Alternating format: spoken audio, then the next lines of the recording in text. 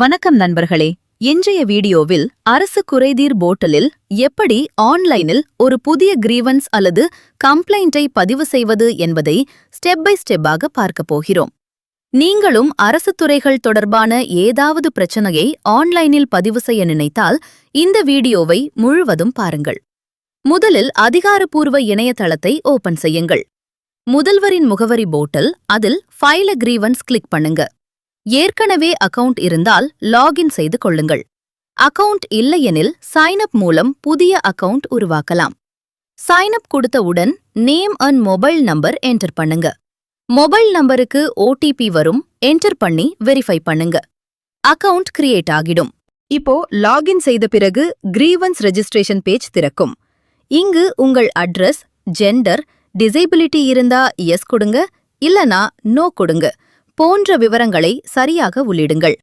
நீங்க individual complaint பண்ண போறீங்க, இண்டிவிஜுவல் கொடுங்க. இல்ல ஒரு ஏரியாவை சேர்ந்து கம்ப்ளைண்ட் பண்ண போறீங்க, பப்ளிக் செலக்ட் பண்ணுங்க. இது கரெக்ட சூஸ் பண்ணுங்க. இங்கு தகவல்கள் அனைத்தும் அதிகாரிகளுக்கு உங்களை அடையாளம் காண உதவும் என்பதால் தவறில்லாமல் பதிவு செய்வது முக்கியம். இப்போது மிக முக்கியமான பகுதி வருகிறது. கிரீவன்ஸ் டிஸ்கிரிப்ஷன் அல்லது கம்ப்ளைண்ட் டீடைல்ஸ் பகுதியில் உங்கள் குறையை தெளிவாக எழுத வேண்டும். பிரச்சனை என்ன, எப்போது ஏற்பட்டது, எந்த இடத்தில் ஏற்பட்டது, இதுவரை என்ன நடவடிக்கை எடுத்துள்ளீர்கள் போன்ற விவரங்களை சுருக்கமாகவும் தெளிவாகவும் குறிப்பிடுங்கள். தேவையற்ற நீண்ட விளக்கங்களை தவிர்த்து முக்கியமான தகவல்களை மட்டும் பதிவு செய்யுங்கள். அடுத்ததாக உங்கள் புகார் எந்த துறையை சார்ந்தது என்பதை தேர்வு செய்ய வேண்டும்.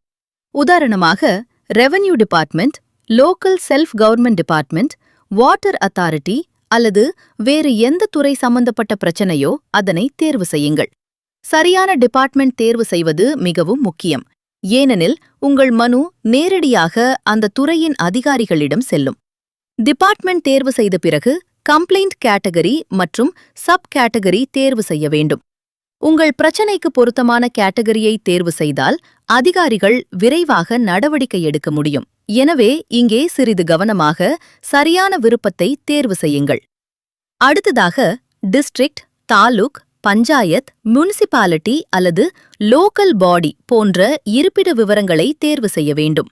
இது உங்கள் மனுவை சம்பந்தப்பட்ட உள்ளூர் அலுவலகத்திற்கு அனுப்ப உதவும். எனவே லொகேஷன் டீடைல்ஸை சரியாக தேர்வு செய்வதை உறுதி செய்து கொள்ளுங்கள். உங்களிடம் ஆதார ஆவணங்கள் இருந்தால் இங்கே அப்லோட் செய்யலாம். உதாரணமாக புகைப்படங்கள், BTF டாக்குமெண்ட்ஸ், ரசீதுகள், விண்ணப்ப நகல்கள், முந்தைய கடிதங்கள் போன்றவற்றை இணைக்கலாம்.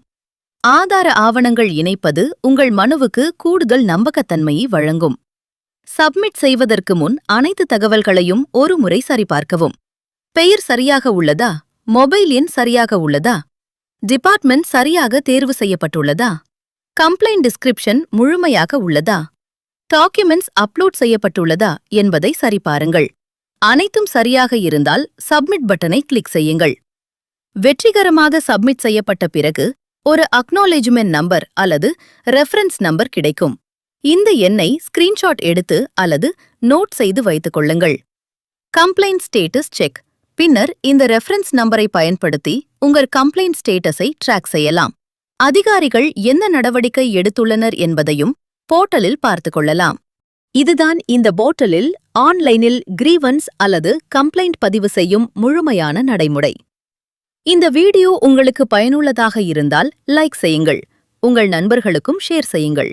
மேலும் இதுபோன்ற பயனுள்ள அரசு சேவை தொடர்பான வீடியோக்களுக்கு எங்கள் சேனலை சப்ஸ்கிரைப் செய்து பெல் ஐகானை பிரஸ் செய்ய மறக்காதீர்கள்.